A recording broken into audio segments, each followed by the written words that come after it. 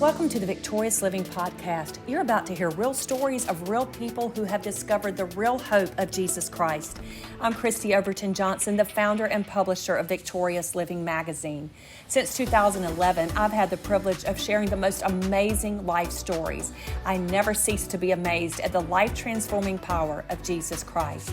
Today in our podcast, you're going to go deeper into these amazing God stories and hear from those who have overcome incredible odds and discover how they found a life of freedom. You can discover it too. I trust that you'll enjoy today's conversation between our host and our special guest. Thank you for listening, and be sure to share the hope you hear and the mission of Victorious Living. Hi, this is Randy Claypool with Victorious Living. And next to me, across the room, in the room, is BJ Emerson. How you doing, BJ? Great to be with you. I know at the time of year that this is being recorded, it's a little nippy outside. So while I'm much further south of you, in honor of how cold it might be outside your doors, I wore a nice big heavy shirt to let you know I sympathize. All right, appreciate that. How chilly it might be there. Yeah. You have an interesting story that, well, let me kind of lead into it this way. I think of my upbringing. I was fortunate to have good parents, loving parents, a Christian home, a Christian influence. And when I get out there in the world, especially going into the prisons and start hearing stories, I realize how different, how fortunate I was. So I got to let you tell your story because it's interesting and deep. And, but in a way of comparison to the incarcerated, how might your story be just a little different or from a different angle? Yeah, I have certainly a different perspective. And I usually like to start out with, I haven't been where you are, but I have been where your children are. And I was the child of an incarcerated parent. My father, when I was 14 years old, was arrested by the FBI after a long string of crimes. At this point, like today, we would consider him a serial bomber, like probably Homeland Security would be involved. He would be, someone that was, he, across 3 states, he had 26 counts of extortion. He would make fake bombs and put them in offices and buildings. He would call them and say, I'm going to blow up your building if you don't bring me money. And in the way that he did it, he was very, successful, for lack of better words. Did it 26 times before being caught. In 1983 is when the crimes occurred, and then 1984 he was caught. And so that was kind of what I was looking at when I was 14, 15 years old. Here's my father going to prison, and at one point was facing up to 76 years for the Commonwealth of Pennsylvania. What was your dad's motive for doing those kinds of things? Great question. His addiction to drugs, alcohol, and gambling were what drove him to do these things, to get the funds to support his habits. And that's what drove him to do those things. He was, desperate and did some bold things. But you're going to see in this story that God kind of, used that later in a very different way. So that's what drove him to do that. So that's kind of my perspective. And kind of long term, some things happened there when my father went into prison that just changed the trajectory of my family. His father before him had abandoned him when he was very young. And so my father grew up without a father as well, really. And so there was brokenness there with my grandfather. We didn't know if he was alive or dead. He had abandoned the family, and we didn't know what was going on with him. So that side of my family tree was, not something I found a lot of inspiration from. In fact, I say that I wanted to cut down my family tree. And at that point, because it was so dark, so hopeless, we just had a lot of, well, there wasn't anything good to be seen in my family tree. Was your dad doing this stuff in secret? I mean, were you aware at all of what he was up to or what was going on, or at what point? I mean, it was just a total shock and surprise.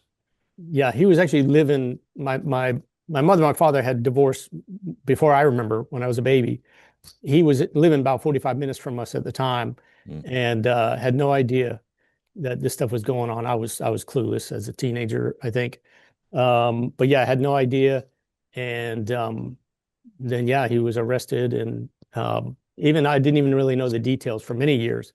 But nowadays you go on newspapers.com and you can find it all. It's amazing what's on Wow. there.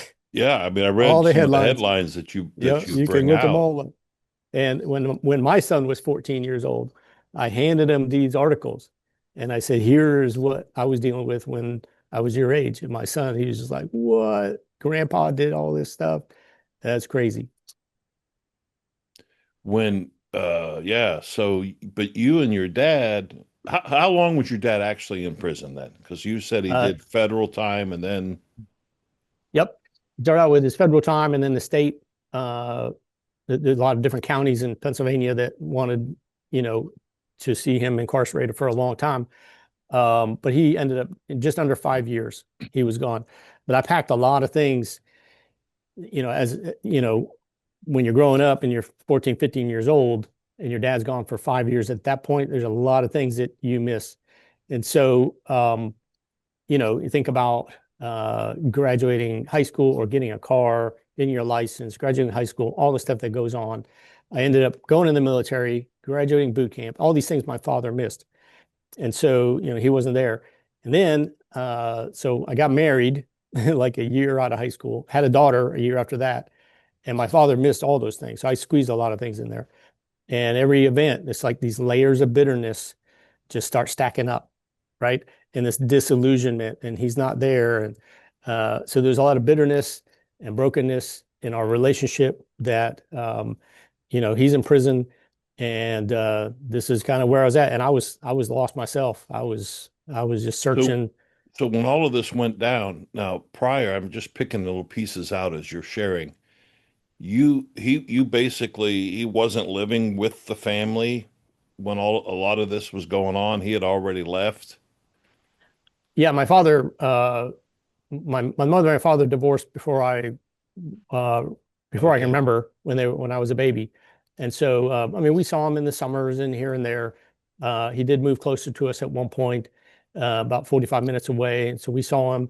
But then he went into prison and went to Missouri. He was in Connecticut, then in Pennsylvania. He was in a bunch of places. But let's just dig into you for just a second then. What was it doing to you? I mean, if you didn't grow up with a father in the house, how did you figure out that you were missing out on stuff? Was it talking to other people? At what point were you realizing, wait a minute, this just isn't right. I'm missing something here. Yeah, I don't know. I mean, I think that takes a while for you to realize that. Maybe you look at other people and their families and whatever normal is. Um, I had I had stepfathers that Okay. you know were were helpful as much as they could be, but uh, yeah, I think you don't realize kind of what you're missing. Um, until later in life, and you're like, yeah, I didn't get that. There's some big things I didn't get from my father, which is important. It's huge. What then for you, if you've been abandoned by this father, what was it inside you that was directed at him specifically then for not being there? Tell me about the psychology and the emotion of that. What made the focus on him not being there? I think as a young man, I think well any young man is supposed to you look at those who came before you and you look up into your family tree and you're supposed to see great things. You want to see this great legacy, some heritage that is going to be passed down to you because you look up to these people for whatever reason. I just think we, like, by nature, I think we do that. And so when that's not there, and and you have this hopeless, well, you just become hopeless, I think, and you're just like, oh, I'm gonna do it on my own. Or you look at what's in your family tree and you're like, I can do better than that, right? And so I think and then pride kind of steps in at that point, um, or can. And so, I think that's what I was looking at. Like there wasn't anything in my family tree that was inspiring me, that provided any hope. And so I'm just going to do it on my own, do it my own way. And which can be, which can be dangerous. So, which kind of brings me to the theme of this, you have this longing for legacy, um, which kind of came out as a theme when years later, when we would tell this story to those incarcerated, the feedback that we got, yeah, it just resonated with a lot of people that they long to pass down something greater to the next generation. And even if they, in being incarcerated, they still had a longing for legacy for their children they cared about, their loved ones. And so my father in prison, just kind of moved the story forward a little bit. My father was in prison, Springfield, Missouri, just a couple weeks into his federal time. Some guys started approaching him about going to like a Bible study, a church service in this prison. My dad was really angry. He was he was like, well, first he said no. Then they kept asking him, and so eventually he went, but he said, if anybody tries to hug me, I'm gonna knock him out. That's what he said, and I can see that in my dad. He would that was him at the time, just angry and bitter and broken and prideful, all these things. But they managed to get him to his Bible study, and just over a period of time, he came to Christ. He met this person named Jesus, and started to transform his life. And he, at that point, said, as for me and my house, we're going to serve the Lord, just like in Joshua 24. And then he started being concerned about his children, started praying for his children and his father, who, he didn't know what was going on with his father, if he was alive or dead, like I said. And so he just started praying for us. Were you guys having any kind of communication at all during this prior to him accepting Christ? Did Sure. you go visit him? Did he call? Did you guys have any communication? Yeah, there were calls and letters. I didn't go early on to visit him. It wasn't until he went to Connecticut that I ended up visiting him. And so yeah, there would be letters, and initially he tried to explain why he did the things he did, and he didn't really tell the truth at that point. Later, stuff would come out, but then he started in his letters started talking about the Bible and Jesus. And I was like, well, at the time I was like, well, good for him. He's got religion, and that's fine. And So you weren't a Christian, and the upbringing in the home was no Christian influence? I mean, we were raised Roman Catholic, so there was some fear of God there. There was some knowledge. I didn't have a really personal relationship with Christ. I certainly wouldn't say that. And so I was just, as soon as my mom didn't force us to go to church anymore as a teenager, I didn't go. And so just kind of went my own way, got into a bunch of things. I was in a couple of heavy metal bands in high school, did all kinds of, stuff. But yeah, Is that like the headbanging stuff? Oh yeah, the hair band. Like, but my So, joke is that God knew I didn't have a future in a hair band. That's my joke. yeah, there you go. That works. You had to wear a wig or something. No, I had hair back Oh, then. did you really? I surely in high school, yeah. I got in a lot of trouble when I had hair though. Did you like color it psychedelic colors and stuff? No, just the big hair, Just the the big hair hair. band. Yeah. But anyways, that's where I was at. But yeah, we would get letters. We would talk on the phone. And then when he got closer to us, we'd go visit him, and I saw some really sketchy prisons that he was in Pennsylvania. It was wild. I still remember going to some of his visiting rooms or talking on the phone between the glass and stuff like that as a kid. As a young teenager, here's the relationship you have with your father. But he tried to start telling us about what God was doing in his life, and he's reading the Bible and he's giving us these verses and he's praying for us. I think that was a big deal that he started praying for his sons and his father because he was concerned about them. And I think the people that I meet and talk to in the prisons, because years later we would go in, we would go in together. They are concerned about their children and that longing for legacy. They want to see them, live better lives, maybe make better decisions than they did, perhaps. So yeah, he started praying for us. So that made somewhat of an impact on you, I guess, if he started reaching. I mean, here he was trying to reach out to you. Yeah. Yep. So at some point it was up to you then what really, because when you talk about the perspective of all of this, it's perhaps a incarcerated father like your father, Hmm. comparison of other incarcerated men or women thinking of their children that they are separated from. So you're basically sharing, you as the child missed out your father there, but now your parent is reaching out to you, and I'm saying Yep. parent because that way it covers both. But so you as a child, what did it really take to get you to open up to having this renewed or even just a brand new relationship with a father you never got Yeah. to know face to face, other than, you know what I mean, just Yeah. hearing the bad stories? Yeah.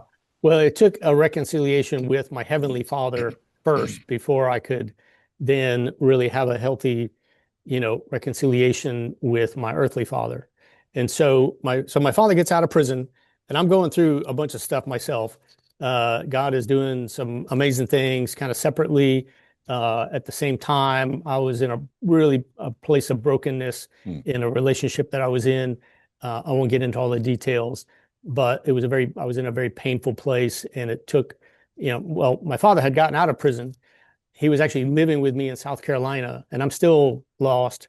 I remember a guy saying to me, because my dad had sent me a bunch of stuff in the mail at one point. I was in the military, and he had sent me a care package of a bunch of stuff, tracts and things like that, and gospel materials.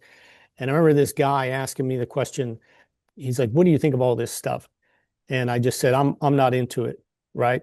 And he says to me, it's not a matter of you getting into it. It's a matter of it getting into you. Hmm. Yeah, good point. And Anyway, I so mean that's really something that we should spiritually explain yeah, now that we're on that other side right, of right, right. being a Christian for years. That's what that's what the Holy Spirit's job is. I mean, Yeah, that's what the whole purpose of the Holy Spirit is, to do things on the inside that we as humans can't do with other people. And I know I find myself praying that way sometimes. yeah. And I know a lot of this is based on the prayer, and how we just say, Lord, there's my words aren't getting through, so I need yours to.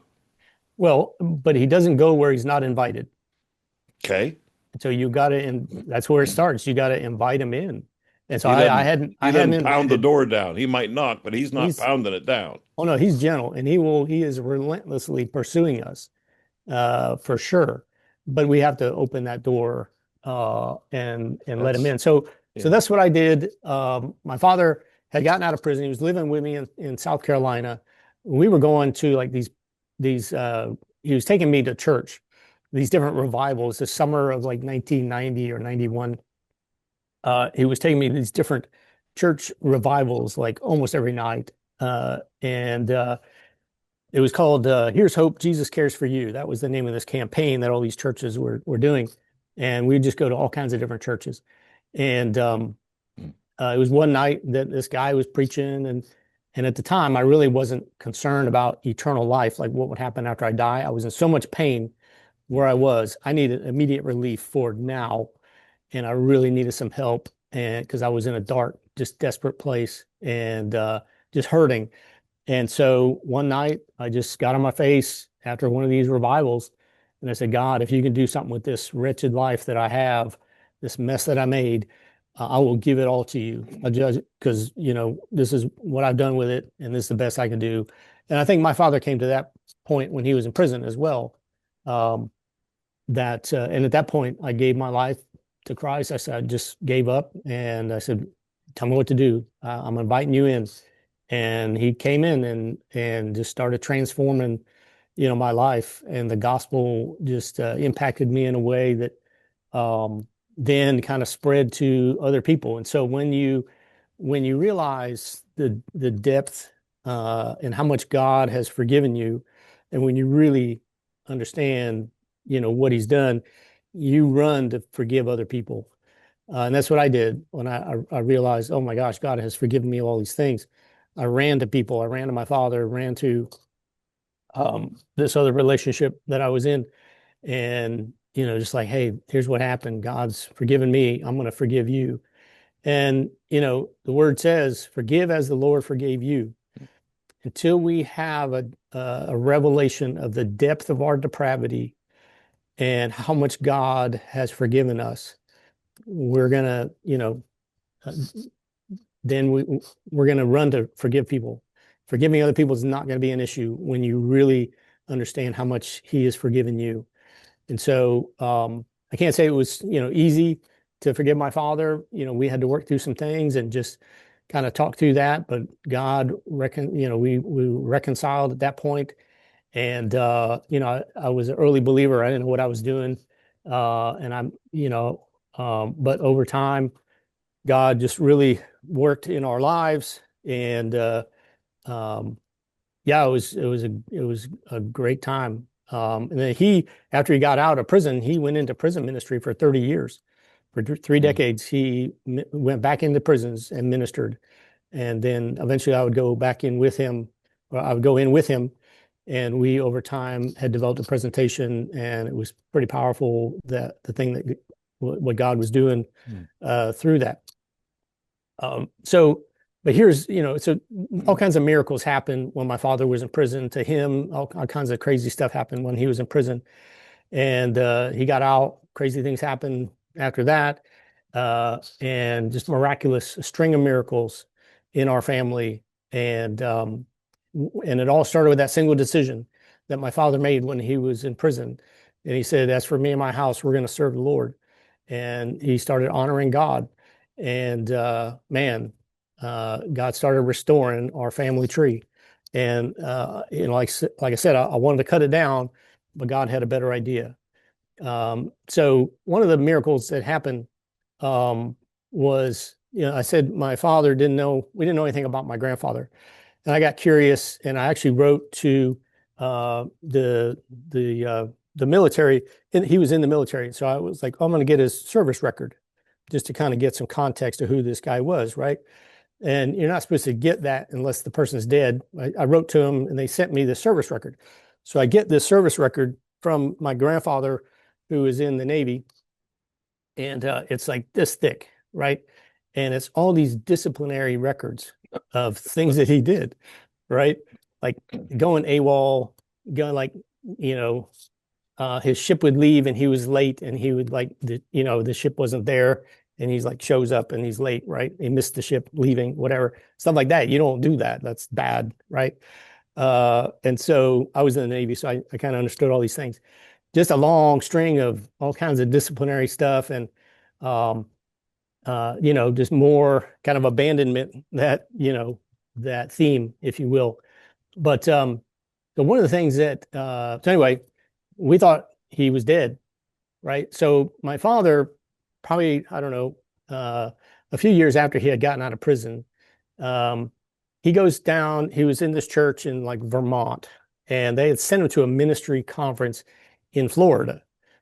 And so he goes to Florida. He's at this ministry conference, and he's in this hotel room the last night he was there. And he goes and he opens up the phone book, and he looks for his name. My dad is a junior, okay, and he opens the phone book to our last name, Emerson, and he sees his name in the phone book, right? Just flopped open the phone book. Here's his name in the phone book, and he says, "I wonder if that's my old man." And so he writes down the number. Okay. Next morning, he's leaving. He's on his way out of town. He stops at a phone booth. This is back when they had phone booths, right? And back when they That had was phone way books. before my time, BJ. I don't remember that. So he stops in this phone booth in this little town in Florida, and he calls this number. And I usually can't make it through this story, but the guy answers the phone, and he goes, "Sir, did you have a son born such and such a date?" And the guy says, "Yes, yes, I did." And he's like, "Well, I think you're my father." And so they talk, and it's his dad. He miraculously, Wow. gets a hold of his father. And so he said, "Well, I wonder if we could meet. I'm on my way out of town, but I wonder if we could meet." And the guy, he says, "Well, you could come over to my house." And my dad says, "Well, where do you live? And can you give me directions?" And the guy gives him the road and the street. And my dad looks up, and he sees the street sign, and he's down the street from his Wow. father. Wow. He's just down the street. He gets in his car, he goes down the street, and the guy's out. My grandfather's out in his yard waving. And they connect. And for probably another 10 years, they got to have a relationship. And I went down there to meet him a few years after that. A couple years after that, went down to meet him on his deathbed. My father led him to Christ. Read some scripture to him, and was there when he died. And so they got to have a relationship. I got to meet him. And so I think in the big scheme of things, as I look back, and not many people have this opportunity to see full circle restoration of 3 generations is wild. To see the arc of the goodness of God in your family over 3 generations, and to see what he's doing with the next generation is really a wild perspective that not a lot of people get to see. How many kids do you have, BJ? I have two children, 4 grandchildren. And you've told me you've set things in front of them as they were getting older. What have you done different to break the cycle? That's a good question. Yeah, I mean, it's so different. When my son was when my son was the age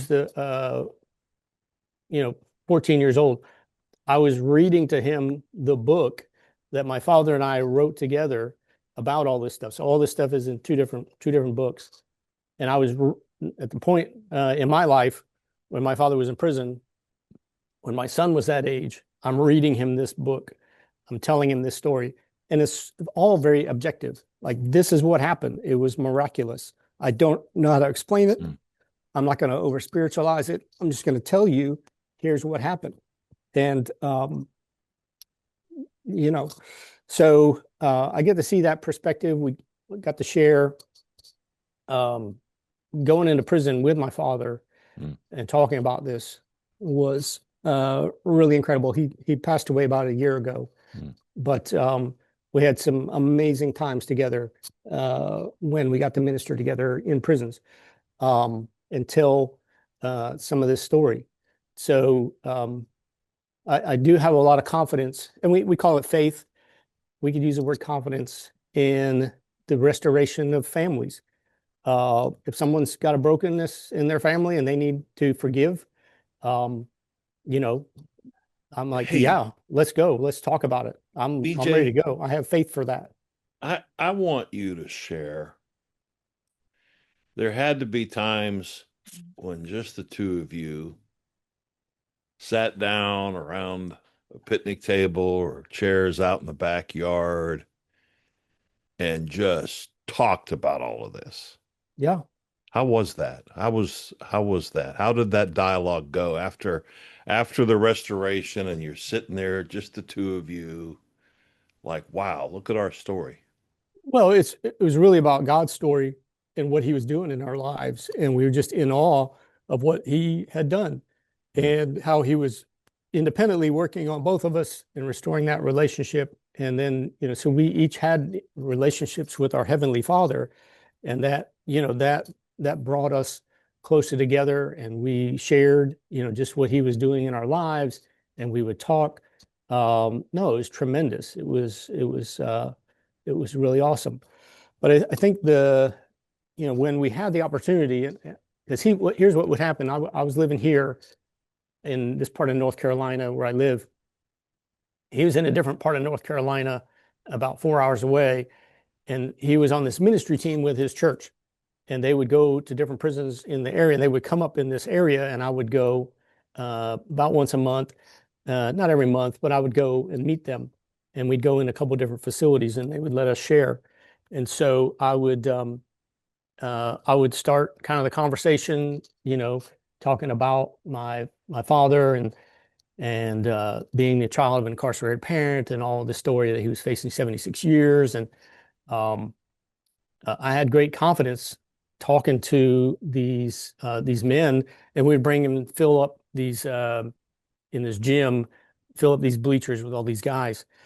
And then I would surprise them and bring up my father, and then let him talk about him and his father in this miraculous, when they were reunited.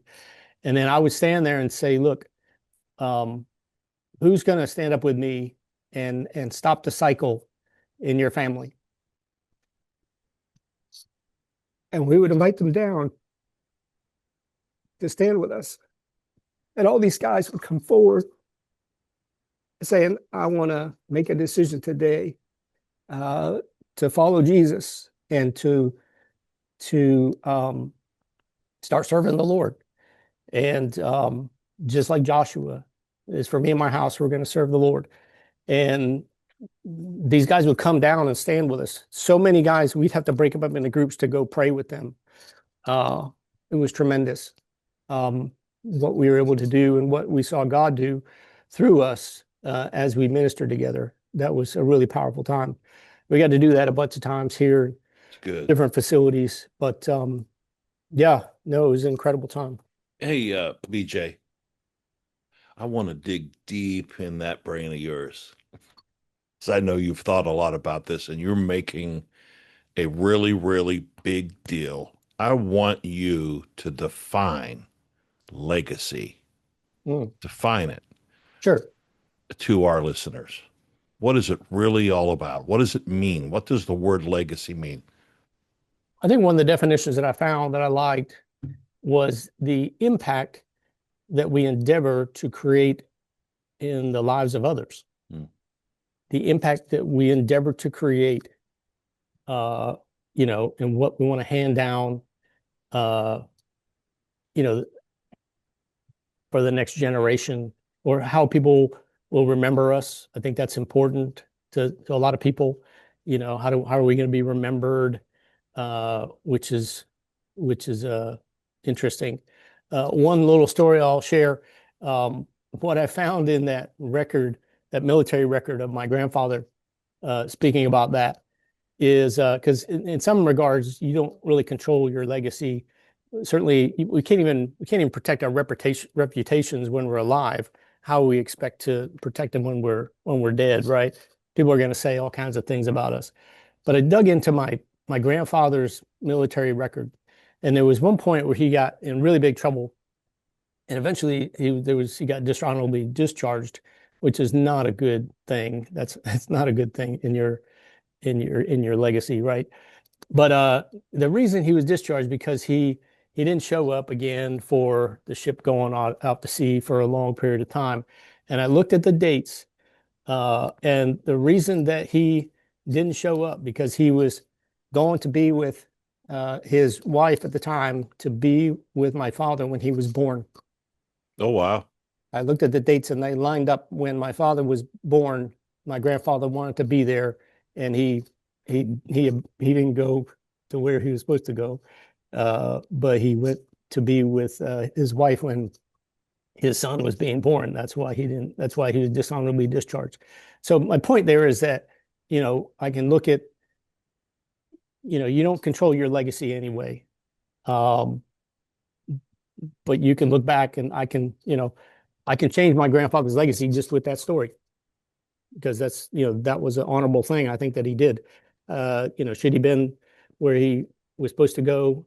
Yeah, but he went to be with when his son was born. So, and that's probably meaningful for my father, right? That was probably really meaningful to Yeah, him. I mean, so you dig that up and make the record straight. Thank God you did that. Um, to bring something good out of what seemed to be a stack of negatives. Yeah, You hear that saying, born in whatever year, dash, died ever whatever year. It's whatever we do during that dash, yeah, yep. and I think we can affect our legacy by the choices we make. Clearly, Well, clearly your father and you made choices, and that legacy is how you're remembered. Um, but but here's also it's how you choose to remember somebody. but here's the thing. Uh, when yes, we have legacies, we have these wills things we want to do. But what happens when we leave our legacies in the hands of a loving God? What happens when we submit that to His story? So that's really kind of where you're going with all of this then. So Yeah. Oh, yeah, for okay. sure. And so that's the question I ask. So I'm doing a new series for Victorious Living called The Longing for Legacy. And I remember just another story. We were in this one prison. We had told our story. We're all done. And this guy comes up to us, big, mean looking guy, huge guy, really mean looking, tattoos everywhere. He comes up to us, but he's weeping.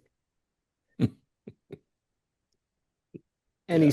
he says, I wish my daughters would forgive me the way that you forgave your father. Right. And I'm crying with him.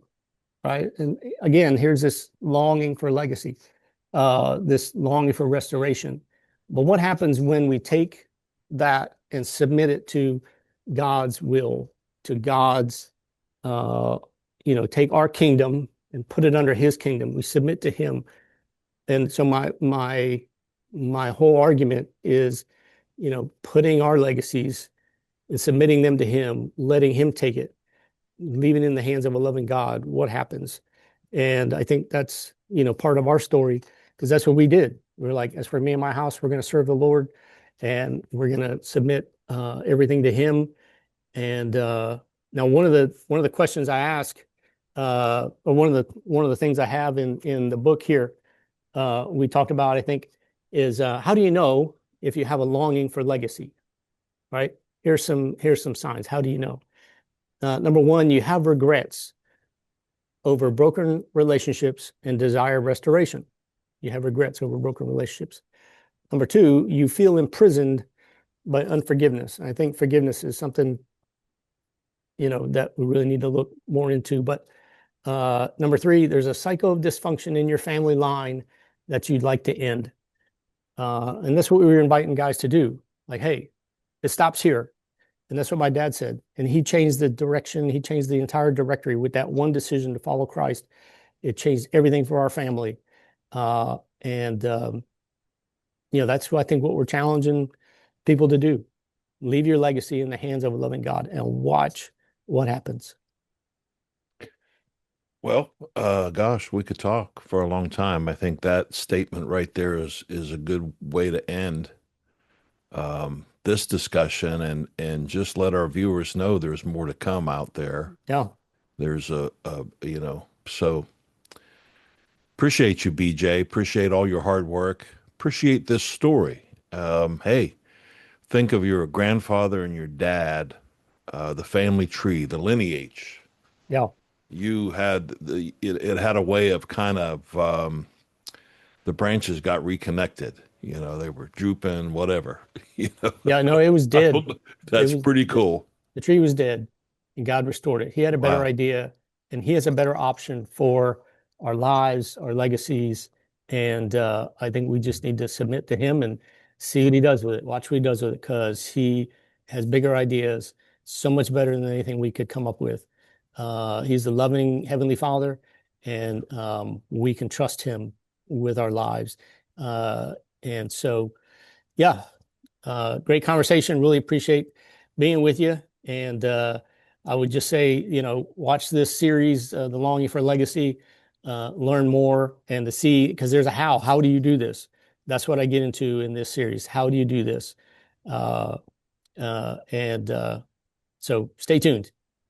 Thanks, BJ. All Appreciate right. it, man. Thanks, Randy. All right. See ya. Thank you for watching our broadcast. Are you an incarcerated brother or sister who needs encouragement? Write to us at Victorious Living Correspondence, P.O. Box 2751, Greenville, North Carolina, 27836, or email us at hope@vlmag.org. To view Victorious Living magazine in its entirety, please have your chaplain contact us at 352-478-2098 or email us through our website at vlmag.org. We are happy to provide our Victorious Living magazine free of charge in bulk with or without staples.